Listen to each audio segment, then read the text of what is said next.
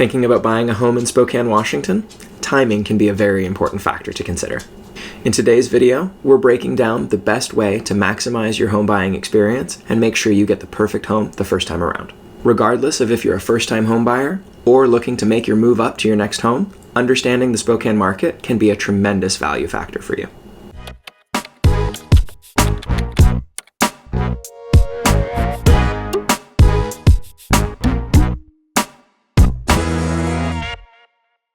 Welcome back to Living in Spokane, Washington. If you're new here, my name is Hunter McKay, and I'm your local real estate broker.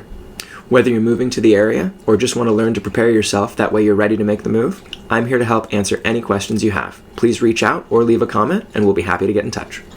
In my last video, I just said, don't time the market. And in this video, I said timing is everything. Pretty confusing, right? Okay, let's make it simple. Timing for your life is important. Making sure that you have all of the details and pieces covered, that way you can make a good move. That's what I mean by timing is important. The rest of it, don't try to time the market. When we're talking about don't time the market, what we mean is don't try to be clairvoyant. Don't look for my crystal ball or your sister's uncle's brother's crystal ball. We don't know what's coming. And even if we think we know, by judging the data and looking at past history, we can't be 100%. So instead, take solace in knowing what you are capable of, what your life is going to propel you forward, and what your consistent day after day behavior can be. And make sure that the timing of your life is appropriate for buying a home. Don't time the market. A quick update of the Spokane market. It's still a seller's market. Certain sellers are behaving irrationally and pricing their home way too high, leading to longer market days. Those homes are going to see price reductions.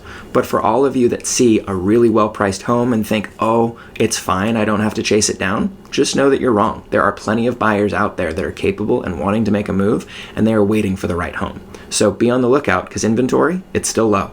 If you want a greater market update, please see my last video where I go in detail about all of the data that you need to know to understand what the Spokane market is like. Let's first talk about when is it a right time to start looking at a home. Honestly, I think it's as soon as you can financially afford one. Owning a home was the biggest thing in my life that started propelling my wealth growth forward. In the 5 years that I owned my first home, it doubled in value and generated an entire mortgage payment every month because I rented bedrooms to friends. And so for the 5 years that I owned my home, I never paid more than $500 a month to live in it. It was the single best financial investment of my life. And the day that I closed on it, I cried to my assistant because I was 100% sure I was overpaying. She bitch slapped me so hard emotionally and told me, Hunter, what the hell is wrong with you? You've abandoned all of your logic and principles. Buy the house.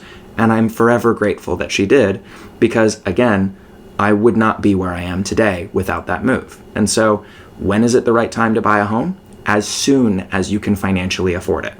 Market conditions should not be ignored, but they should not be a reason not to proceed. People who build wealth through real estate buy real estate in all types of markets, but the things that they buy and the things that they prepare for can be wildly different.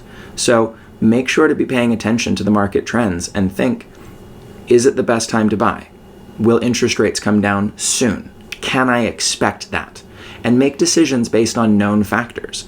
But if the factors are unknown, take a minute to see what you can figure out.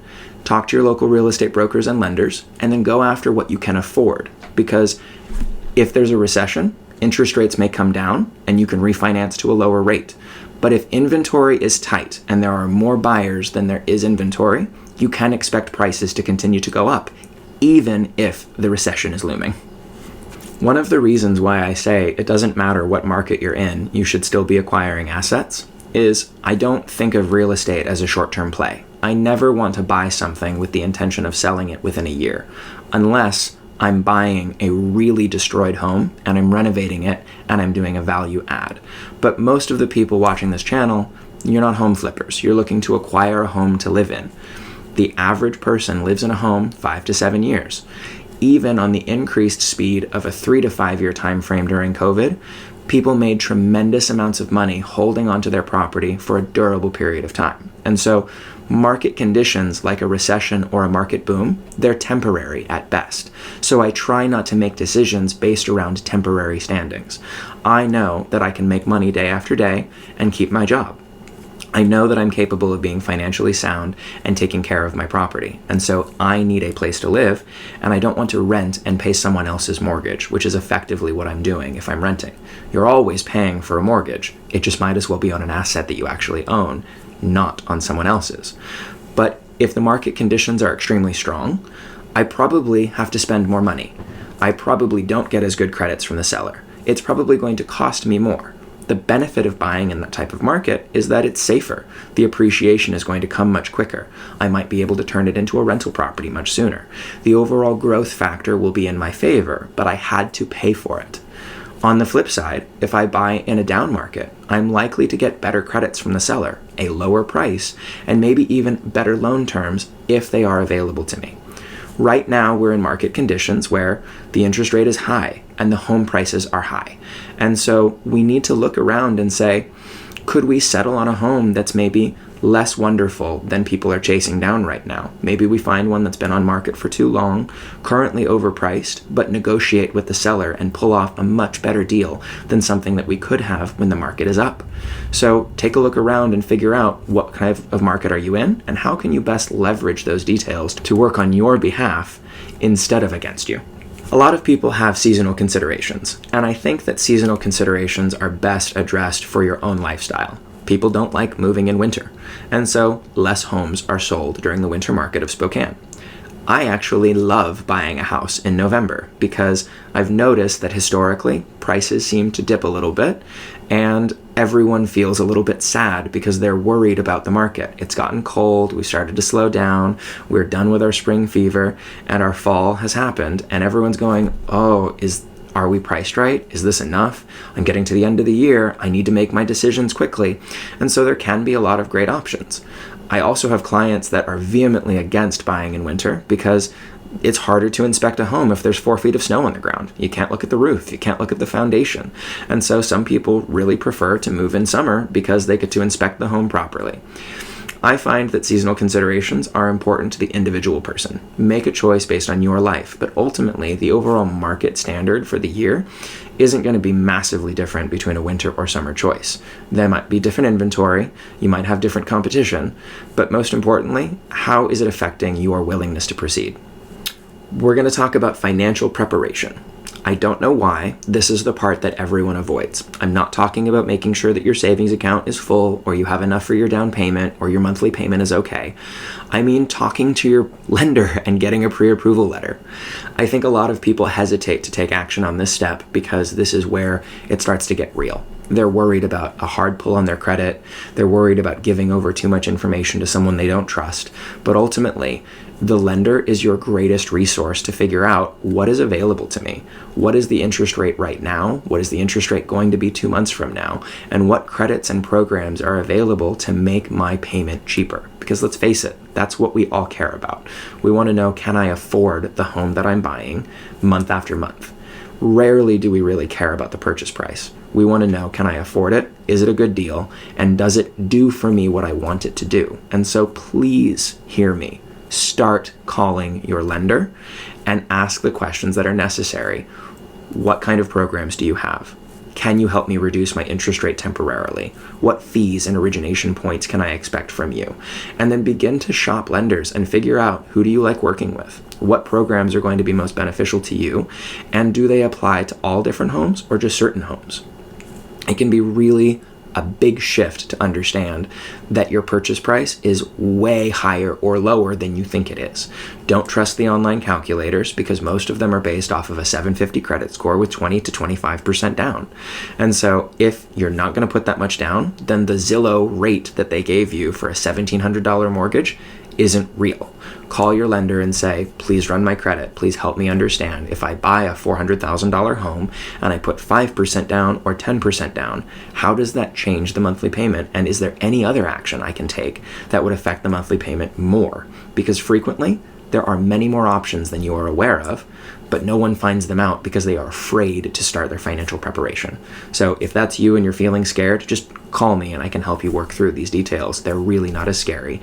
And if you don't like them, no one's asking you to commit. They're just asking you to understand.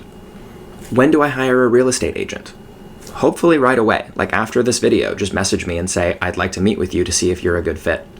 it's really important to have the team that you want beside you way in the beginning, because you want to get to know them, you want to ask questions, and you want to make sure that they have your back.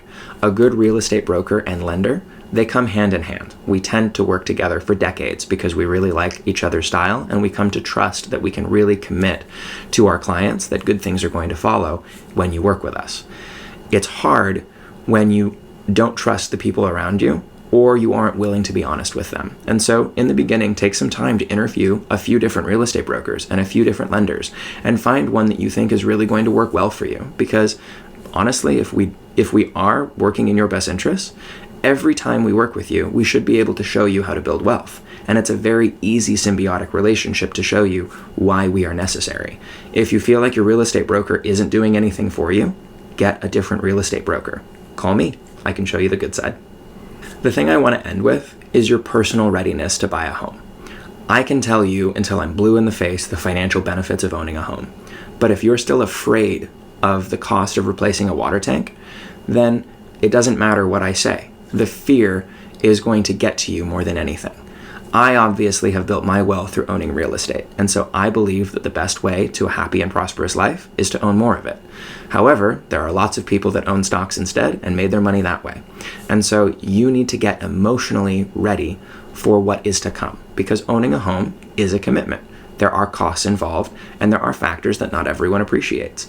But you just have to understand what the cost is and what the benefits are, and decide if those are the things that you want. If you do, fantastic. If you don't, that's okay too. There are a lot of factors to consider when buying a home, and if you're feeling a little overwhelmed, it's okay. We've all been there. Remember, I cried on my closing day. So if you're feeling overwhelmed and you just want some help getting through it all, just give us a call. We're here to help sort through all the details and make sure you feel comfortable before ever having to make the first step. Thanks for watching till the end. Don't forget to like and comment, and let us know how we can be of assistance in the next video.